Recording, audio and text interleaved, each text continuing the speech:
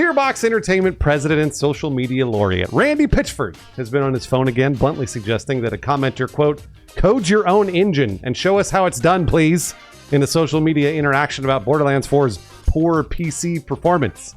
And even though we played Borderlands 4 all weekend and really had a great time, both Lawrence and I have had a blast, we're also going to be the only gaming show brave enough to suggest Pitchford should just put the phone down for a second. Yeah, or just have like a very simple line. We're on it. We're going to fix it. Even if that's not true, whatever.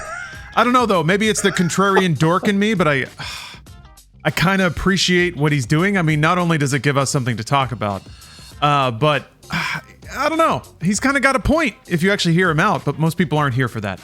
Also, you know what? He owns the Magic Castle, so he can say whatever he wants on the internet. Getting in requires a few choice words. Open sesame. It's magic. Welcome to Inside Games Daily. We hit you with a short quote, but the full post is definitely worth reading. And a lot of reading there is to do, yeah. But first, a little bit of context. This is still the news.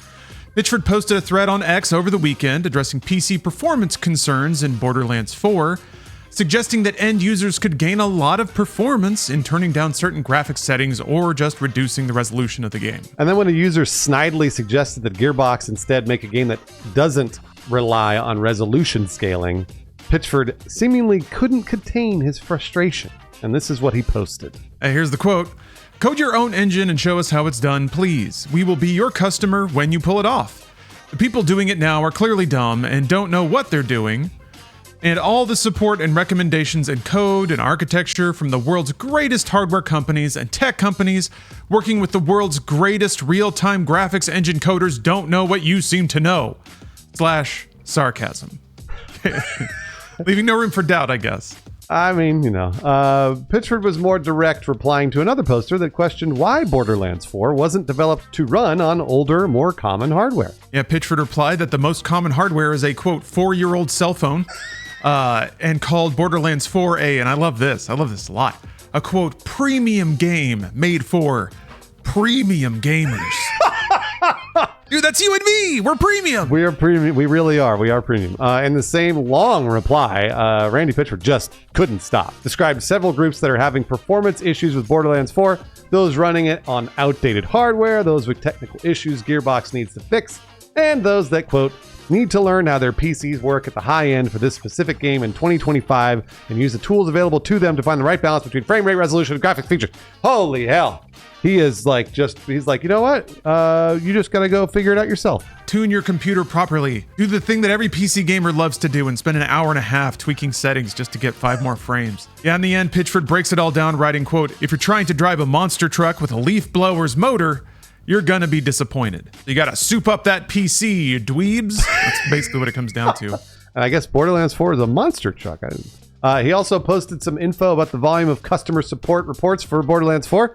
According to Pitchford, they get a CS report for around 1% of installs and, quote, less than 1% of 1%, 0.01% of customers are using CS tickets for valid performance issues, which is less than 1/5 of the users using CS to get help with Twitch drops. Yeah, I love it. You got to take it to the data. You can't argue with that, right? Air quotes around all of that.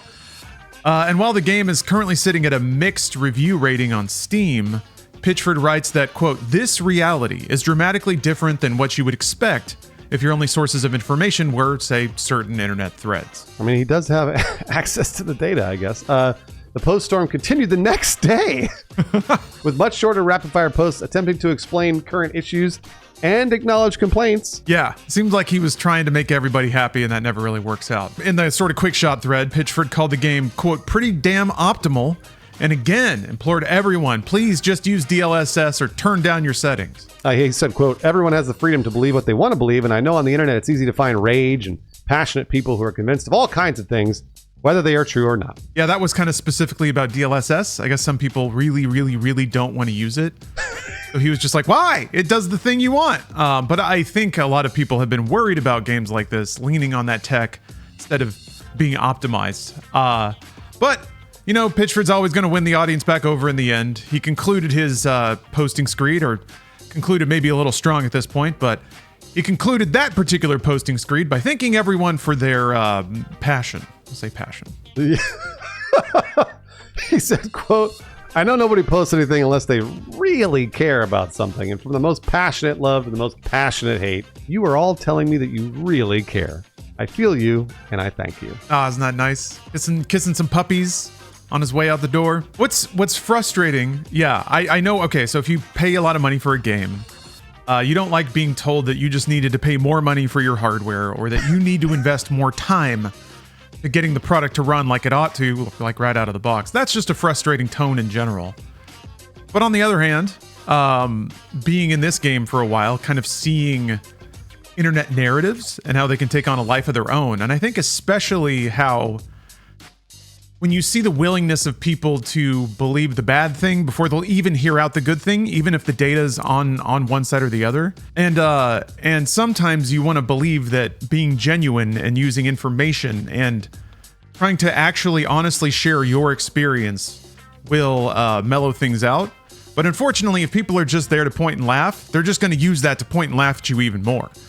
That kind of sucks, but it's just the way it is. But I appreciate the candor. There aren't many executives that are willing to do that and willing to be, made fun of by the entire internet just to try to directly reach some people.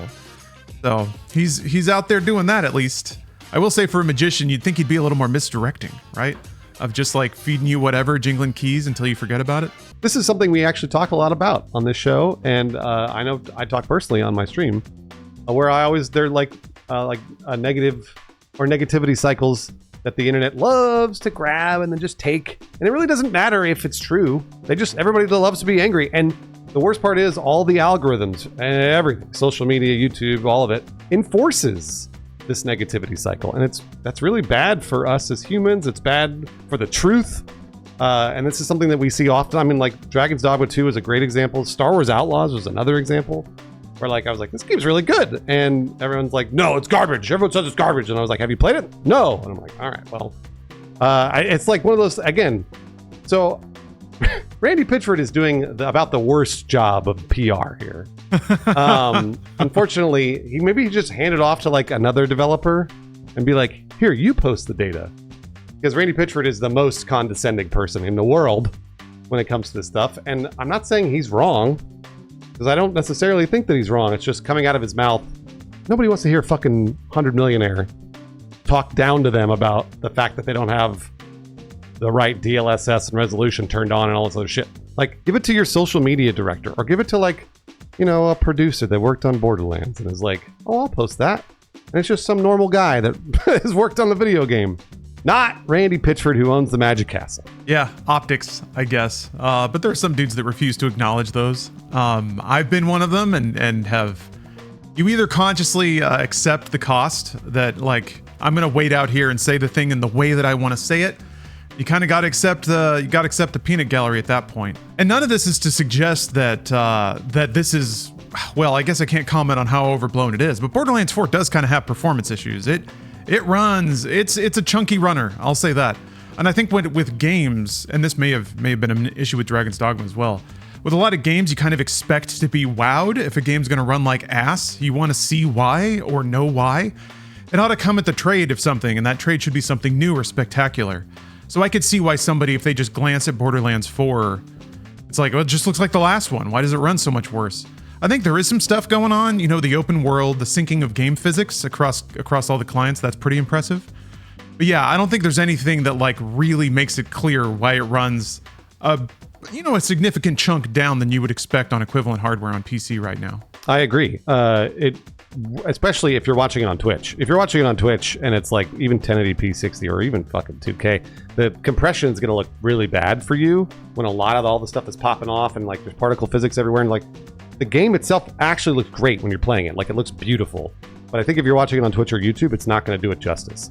That's not to say that Borderlands 4 is like the greatest piece of software that has ever been made and is like, pushing hardware and software forward. I don't think that it is. But I do think it is a really gorgeous looking game. And I don't know that I agree with Randy Pitchford saying it's the monster truck of video games. I really do. I think it's a great game, and I do think it's worth $70. But I don't know about that one. I think I think in the world of Unreal Engine games, it's sort of a watershed game, I think.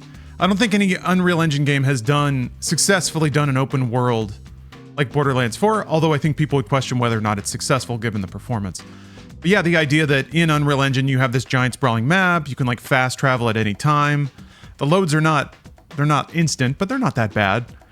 So I think there are some technical aspects that Borderlands 4 can flex on, but I think they're not very surface level. They're not very apparent. It's all kind of more experiential stuff. So, but yeah, I'm having a lot of fun with the game. But I also have the liberty to have an overpowered beef PC. So I'm on the other end, and I got a resolution scale the hell out of it. I was taken a little aback to begin with, and I had to swallow my pride and click on the ultra performance preset. But the game, like you said, Bruce, it looks great and it's running well. So I have little to complain about aside from just getting huffy that it should be better. Randy Pitchford, I beg of you, just stop posting. It coming from you. Even with the most truthful data that will support all of your arguments, it won't matter. Coming from this millionaire who's been a millionaire for years and years and years, nobody cares. They don't give a shit. And also, to the people that bought Borderlands 4 and are having performance issues or it won't launch or it's crashing, get a refund. That's the very first thing I would do within an hour. If the game didn't run and it ran like ass or it's crashing, I'd just go get a refund. That will tell Randy Pitchford all he needs to know.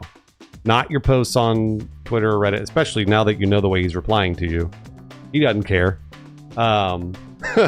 But a lot of refunds will definitely make him arch his eyebrows a little bit. Let's move on from there to a game that made my eyebrows jump up a little bit. This is Hyper Yuki Snowboard Syndicate. Bit of a mouthful, but essentially it's a spiritual SSX. So it's a Y2K laced kind of extreme snowboarding game.